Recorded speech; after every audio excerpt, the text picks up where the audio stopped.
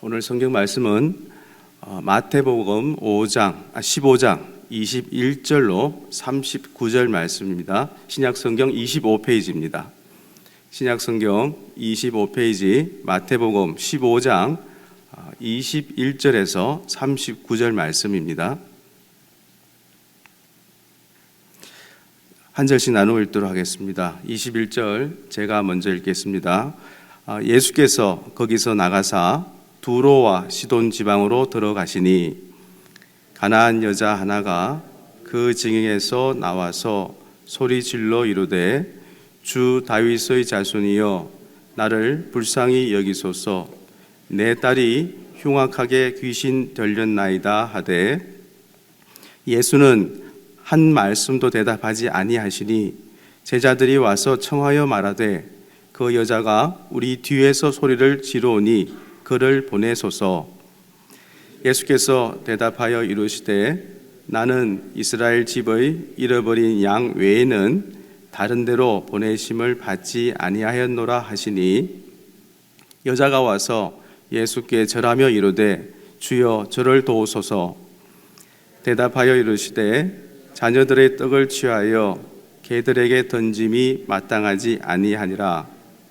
여자가 이르되 주여 옳소이다마는 개들도 제 주인의 상에서 떨어지는 부스러기를 먹나이다 하니 이에 예수께서 대답하여 이르시되 여자여 내 믿음이 크도다 내 소원대로 되리라 하시니 그때로부터 그의 딸이 나으니라.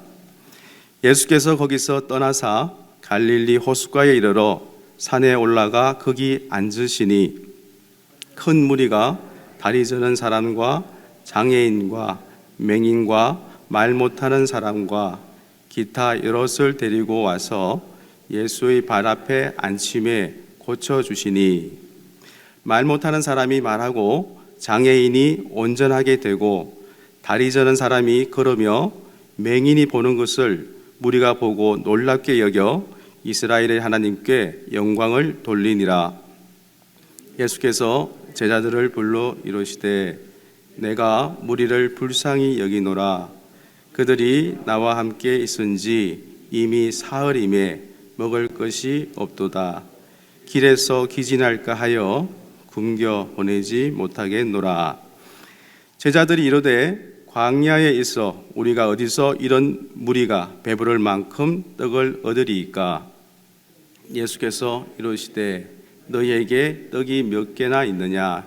이르되 7개와 작은 생선 2마리가 있나이다 하거늘 예수께서 무리에게 명하사 땅에 앉게 하시고 떡 7개와 그 생선을 가지사 축사하시고 떼어 제자들에게 주시니 제자들이 무리에게 주매 다 배불리 먹고 남은 조각을 7 강주리에 차게 거두었으며 먹은 자는 여자와 어린이 외에 4,000명이었더라. 함께 읽겠습니다. 예수께서 무리를 흩어 보내시고 배에 오르사 마가단 지경으로 가시니라. 아멘. 본문 말씀의 배경과 요약입니다. 먼저 본문 말씀의 배경 이해입니다. 어제 본문 15장 1절에서 20절 말씀에서 예수님은 종교 지도자들과 논쟁 후 급히 이방 지경, 즉 이방의 경계 지점으로 옮겨 가신 것으로 오늘 본문 말씀이 시작되는데 이 배경은 예수님의 그 사역 무대가 이스라엘의 울타리를 넘어가는 지점입니다. 그리고 그곳에서 한 이방 여인을 만나게 되는데 이 만남은 예수님 사역의 본질을 잘 보여주는 중요한 사건이며 특별히 이 여인의 그 반응과 태도는 이방인들의 구원사적 위치를 명확히 해주고 있습니다. 그러나 그 여인의 그 남다른 믿음은 예수님 안에서 이방인들이 누릴 구원을 투사 즉 꿰뚫고 있습니다. 그리고 한편으로는 이방인에 대한 제자 마태의 관심이 도드라지는 대목이기도 합니다. 이렇게 본문 21절에서 28절의 가나안 여인과 또 32절에서 39절의 칠병이어의 기적 사건은 앞서 나눈 말씀인 8장 5절로 13절의 그 백부장 이야기와 또 14장 15절로 21절의 오병이어 사건과 입장이나 경향을 같이 하지만 29절에서 31절의 치유 사역을 포함하여 특별히 이방인들 역시 예수님 안에서 하나님 나라와 함께 충만한 구원을 경험할 수 있다는 점을 강조하는데 초점을 두고 있다는 부분과 또 그리고 33절, 37절의 배부름을 주는 떡이라는 그 소재와 내용이 가나안 여인과 또 칠병이어의 기적 그 두 이야기를 주제적으로 연결하고 있는 부분을 관심 있게 묵상해 보시기 바랍니다. 자, 본문 말씀의 단락을 구분해 보겠습니다. 21절에서 28절은 가나안 이방 여인의 그 믿음에 대한 말씀입니다. 소단락으로 21절, 22절은 예수님과 이방 여인의 만남의 현장을, 그리고 23절, 24절은 딸의 병 고침을 간청하는 가나안 여인과 또 제자들의 그 요청에 대한 예수님의 낯선 반응의 모습을, 그리고 25절에서 28절은 이방 여인의 믿음과 또 예수님의 응답의 내용입니다. 29절에서 31절은 치유 사역의 말씀으로 예수님이 갈릴리 근처 산에서 많은 병자를 고치시고 또 하나님의 능력과 그 영광을 나타내신 말씀입니다. 마지막 32절에서 39절은 칠병이어로 4,000명을 먹이신 말씀으로 예수님과 그 사흘 동안 함께한 그 무리가 저녁이 되도록 먹지 못한 것을 아시고 그들을 배불리 먹게 하셨습니다. 소단락 32절로 34절은 그 7개의 떡과 작은 생선 2마리가 있다는 답변과 또 35절, 36절은 예수님의 축사로서 이 과정에서 말씀하시는 가지사 또 축사하시고 그리고 떼어 그리고 주심에라는 이 네 가지 동사는 연회를 베푸는 그 가장의 행동을 뜻하는데 이것은 생명의 양식인 그 예수님이 우리의 영적 살과 또 피가 되어 주심을 예표하는 말씀입니다. 마지막 37절로 39절은 배불리 먹고 남는 그 기적을 말씀하고 있습니다. 또 이제는 본문 말씀의 또 요약과 또 관심사 세 가지입니다. 21절에서 28절 말씀의 관심사는 시험을 이긴 가나안 여인의 믿음과 또 그 딸의 치유입니다. 21절, 22절을 보시면 두로와 시도는 유대 사람들이 멸시하는 이교도들, 즉 다른 종교의 땅입니다. 예수님은 그곳에서 병든 딸을 둔 가나안 여자를 만났는데 딸을 고칠 수만 있다면 무엇이든 할 수 있었던 그 이방 여인은 부끄러움을 무릅쓰고 큰 소리로 다윗의 자손이여 불쌍히 여기소서라고 외쳤습니다. 그러나 23절로 26절에서는 이방 여인이 간청하고 제자들은 요청했지만 예수님은 자녀의 빵을 개들에게 주지 않는다는 그 매몰찬 말로 거절하십니다. 그러자 27절, 28절에서 가나안 여인은 개들도 땅에 떨어진 부스러기를 먹는다며 포기하지 않았고 비로소 예수님이 그 이방 여인의 믿음을 칭찬하시며 딸의 병을 고쳐주셨습니다.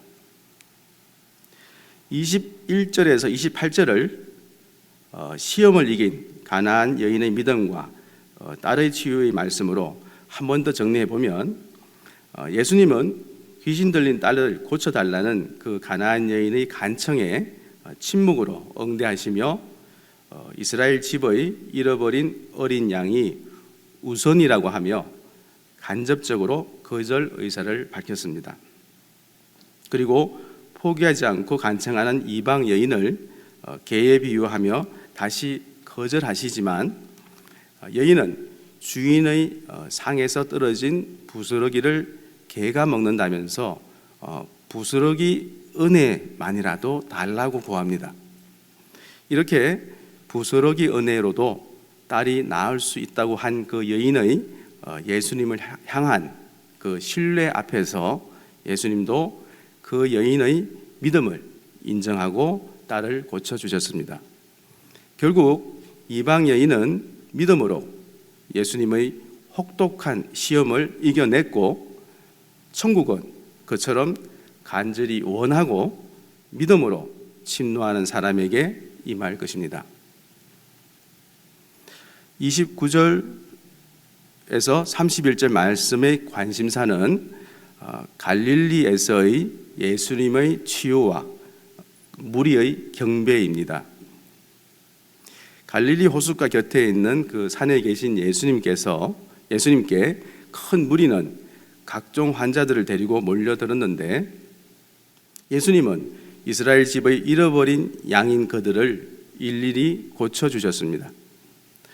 말 못하는 자들이 말하고 또 장애인이 온전해지고 맹인이 보게 됩니다. 이것을 지켜본 무리는 이스라엘의 하나님께 영광을 돌렸고 또 예수님의 기적을 하나님의 역사로 보았으며 아마도 예수님을 선지자로 인식했을 것입니다.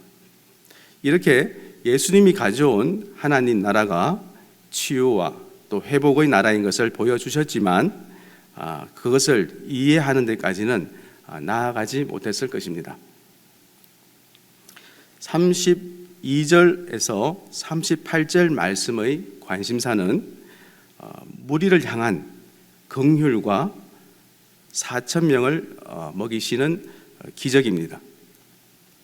14장의 5,000명을 먹인 기적 외에 본문에서는 4,000명을 먹이시는 기적을 행하셨는데 광야에서 사흘 동안이나 말씀을 듣기 위해 떠나지 않는 그 무리를 불쌍히 여기시고 또 그들의 필요에 깊은 관심을 보이셨습니다. 이들 동안 이방인들로 보였는데 끼니를 굶어가면서도 말씀을 한마디라도 더 들으려는 모습에서 참 목자가 없어 영적인 아사 상태에 빠진 백성을 보았을 것입니다. 이렇게 예수님께서는 자기 백성을 긍휼히 여기는 일에 유대인과 이방인을 구분하지 않으셨음을 볼 수 있습니다. 자, 말씀을 정리하겠습니다. 29절에서 31절 말씀 가운데 병을 치유받는 사람들이 이스라엘 하나님께 영광을 돌린 것을 보면 본문의 갈릴리 호숫가는 유대의 갈릴리가 아닌 호수 동쪽에 위치한 이방인의 땅일 것으로 보여집니다. 24절 말씀에서 예수님은 이스라엘 외에 다른 데로 가지 않겠다는 그 원칙을 깨시고 이방인 지역을 가셨는데